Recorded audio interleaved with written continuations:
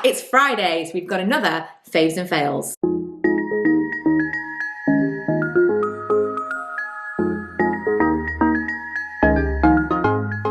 I have to drink this coffee before it gets cold, and I will almost certainly have to reheat it. Right, we haven't got loads of stuff to talk about this week because I've just kind of been using a lot of the same things that I've been talking about and watching a lot of the same shows that I've been talking about. So I haven't got a lot of new things to talk about, but I have got a couple of things that I want to recommend. And one thing that I'm kind of disappointed by, but I don't want to put it in as a fail entirely just yet. So number one, something I've mentioned before when it first arrived, and I made a joke. It was a perfect example of you can't make jokes on the internet. I made a joke about being offended that L'Oreal had sent me this retinol. It's a pure retinol night serum, great. On the box or on the packaging, it was like for deep wrinkles. I wasn't actually offended that L'Oreal had sent me a retinol, and I was absolutely going to use it because it's something that I've used retinols kind of off and on, but never like an actual serious retinol, just like retinol toners, things that have got retinol in them. So I was really excited to try it. I'm really, really liking it so far. I will say I've had a lot of peeling. And I've read different things. I've watched tons of videos on retinols since I first talked about this because I really didn't know that much. A lot of it's contradictory. Some people say that you're only supposed to use it a few times a week, depending on how old you are. I'm 35. I think I can be using it every single day. And so long as I can put up with the peeling, you're supposed to kind of get through it and then it purges. Like you get through the purge phase rather, and then it passes. So I'm hoping that it will. I also was watching a video, I think it was Caroline Hyron's video, where she was specifying where you would apply retinol. Because I just thought, same as any other serum or oil, everywhere. Apparently not. So you avoid around your eye, you avoid these creases here, and you avoid like anywhere where it's like it could get in, like a little crease. And that's where it's most likely to give you that chapped, very dry and uncomfortable feeling. I haven't had a sore effect, but I've definitely there've been days when I've looked back at the vlogs when I've not been wearing any makeup and gone, wow, my face is quite red. I look kind of sunburned to here. And once I watched that video and realized that I should only be using it in certain areas, since then I've used it, like I have got some pigmentation here, I've got some up here, I do forehead, here, and then maybe a little bit on my chin, because this is where I've got some acne scarring. So kind of there is where, like imagine if I had like an Avengers mask. That's where I put my retinol. And I've been really, really enjoying it. I think I'm seeing an improvement in my skin. I'm going to continue to use it. I will let you know. But when I did talk about it, quite a few of you said you wanted a review. I can't give you a full review yet. It's only been a few weeks, but I just wanted to put it out there. I am using it every day, and I think I'm seeing a difference. At this point, I would repurchase. I've actually been working on my skincare in the morning because I tended to do all of my skincare at night and then just kind of like wash and go in the morning. Last year, I was very diligent about skincare, SPF in the summertime. I spent a lot more time outside because my mum had that crazy pool in the garden. And I bought loads of SPF, like body SPF and facial SPF for all of us to use all of the time because I was very mindful of it being, lockdown. There's this pool outside. We need to be more vigilant. And I felt like I really got it down, but I still didn't think that I needed to wear it every single day, in England, home, most of the time not leaving the house. And I hadn't found an SPF that I really, really liked underneath makeup, apart from this one from the Body Shop, which is the Skin Defense. This was always out of stock. I could never get it. And so I was trying other ones and just didn't really ever like them. I've now got one that I do really like. I talked about it last week. I haven't got it in front of me. I can't remember the brand name because I think it's a Korean brand, I want to say. I could be completely wrong. But like I say, I linked it in last week's Friday Faves and Faves if you want to go and check that out. But this, I pulled that one out. I thought, I'm going to use that. I'm going to get into the habit of doing an actual skincare in the morning. So I'm like cleanse, do some kind of serum. I'm using a vitamin C oil at the moment, do my SPF, makeup from there. Because I am 35 and I do want a better skincare routine, and that's what I'm trying. Anyway, I purchased this and it is a completely different thing. They've changed it completely. Why? Why did they change this? So this is my fail. I'm going to use it, but I'm disappointed.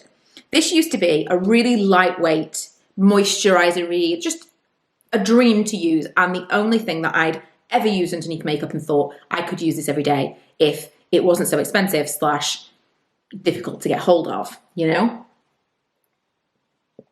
Anyway, let me put this on the back of my hand and show you what I'm talking about. It's thick, it's like a lot thicker. And then when I was rubbing it into my face, I was getting this kind of white cast, which the other one never, ever, ever did. And it was just like not absorbing as quickly. It felt more like, even now, it's got like, it's getting a grip to it as I'm rubbing it in. It's not the same product. I can feel, it feels like sun cream now. So disappointed. So I am going to use it, and maybe I'll change my mind, but I think the fragrance is the same. But I can feel it. It's tacky. It's tacky. And so it's disappointing because it's not a cheap product. I mean, SPF tends not to be anyway. But I think I'm going to try some of the more expensive ones that have been recommended. You know, the Supergoop. A lot of people recommend that. And if you guys can recommend any facial sunscreens that you particularly like, I'm all ears, because I really did think, well, I'll get this and this is the one. But it's changed and I don't know why they would change it. Okay, I also want to mention, I have only just put it on my face, so this is kind of like an honourable mention. I can't say it's a favourite. At this point, anything could happen.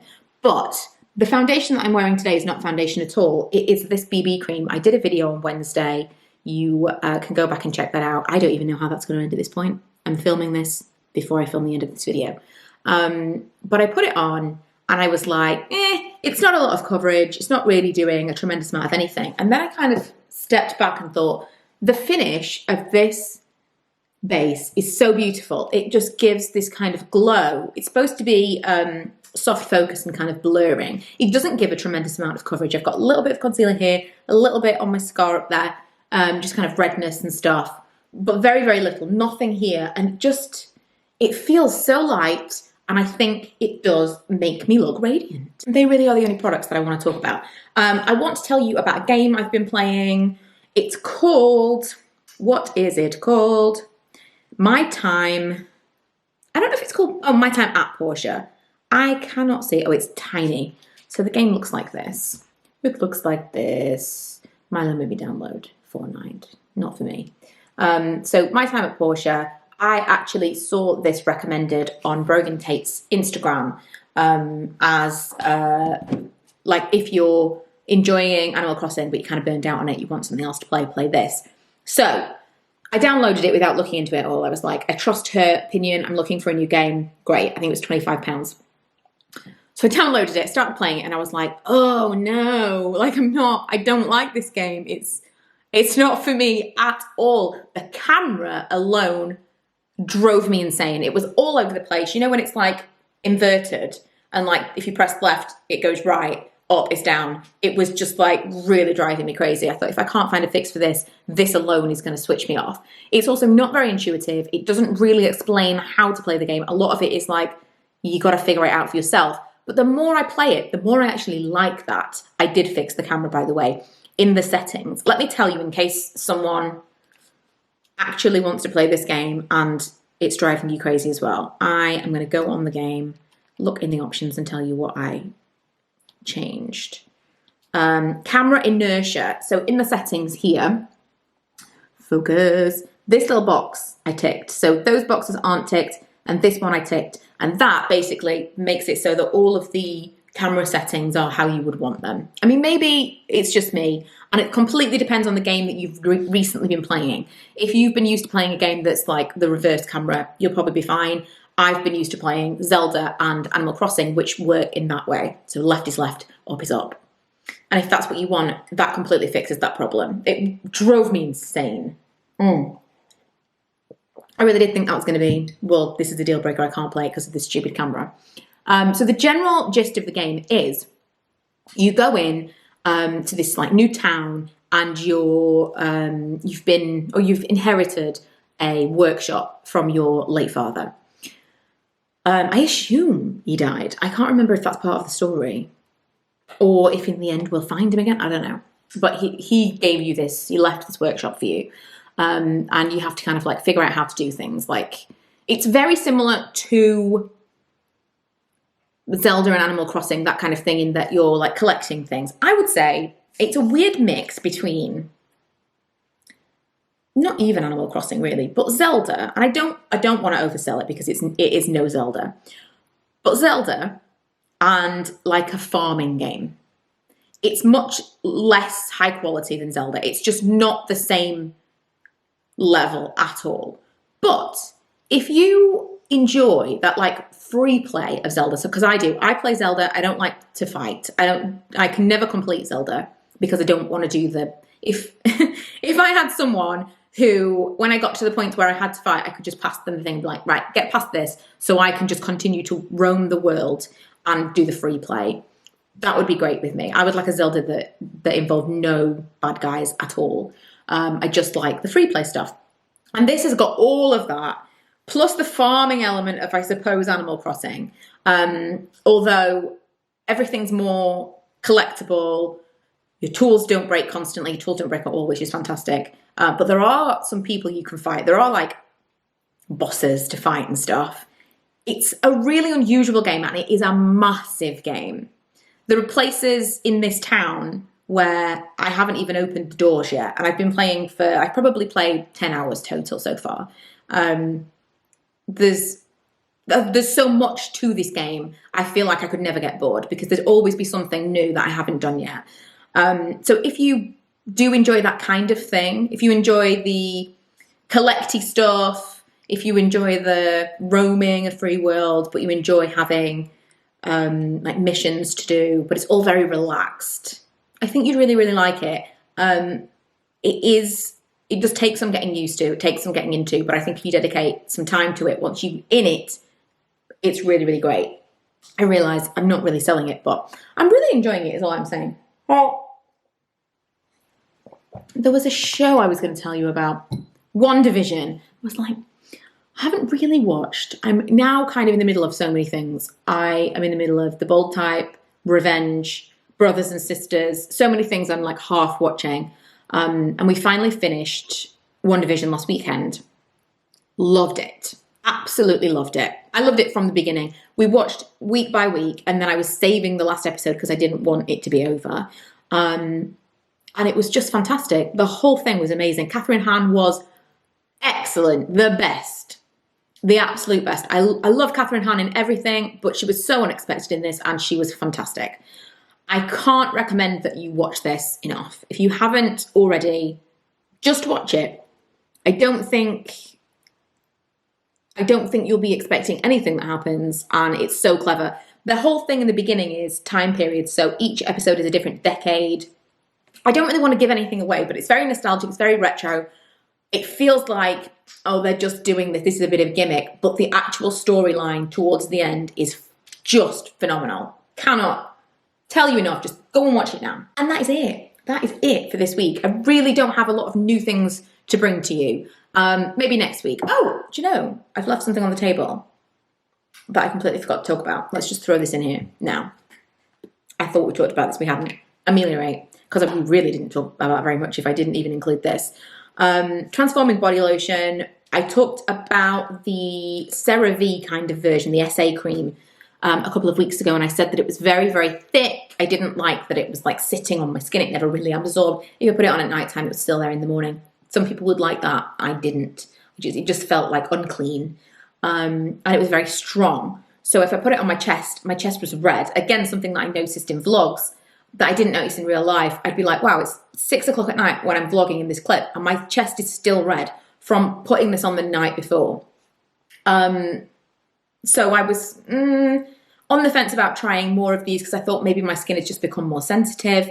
I have used Ameliorate in the past and really liked it. I'm also testing a couple of different ones out. I think I'm going to do a video on like smoothing body creams, which ones I prefer. Currently, this is the front runner. Spoiler alert. It's thin. I don't mind the smell, although they do have different scented ones now. They contacted me the other day. They sent me this. I have purchased it in the past. And she emailed me and asked if I wanted to try it's a different fragrance. And I thought that'll be great because I can then at least tell you, well, if you don't like the scent of the original one, there is this one.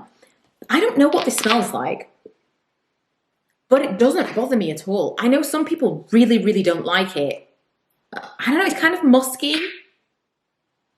I don't know. It just really doesn't irritate me, whereas I know it does irritate some people, so just putting it out there. So it's very, very thin.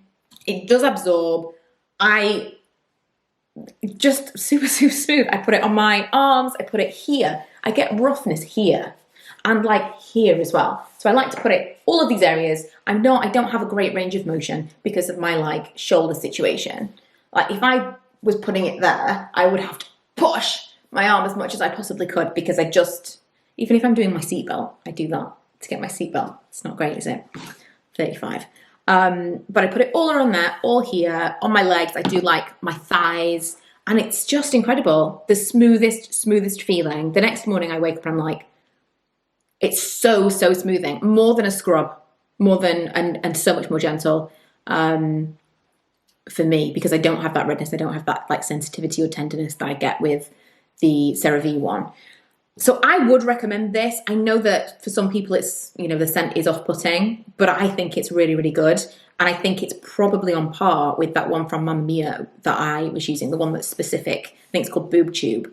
Very, very similar products in terms of what they do, but one is cheaper than the other. So look out for that. I'm definitely going to be trialing more of these for a larger video on smoothing body creams. And if you've got any to recommend that I throw in there, please let me know. Otherwise, that really is it. Bit of a mishmash today. But I hope you enjoyed it. If you haven't already, don't forget to subscribe. I am now vlogging 5 days a week over on my other channel again. So go and check it out over there if you're into that kind of thing. I'm doing a different format now. People seem to be enjoying it and I am having fun with it. So it's a little bit more creative and a little bit more kind of calming and relaxing. Less me talking like this and more me doing things in the house. So yeah, thanks for watching. And I will see you guys on Sunday with another Q&A, I think.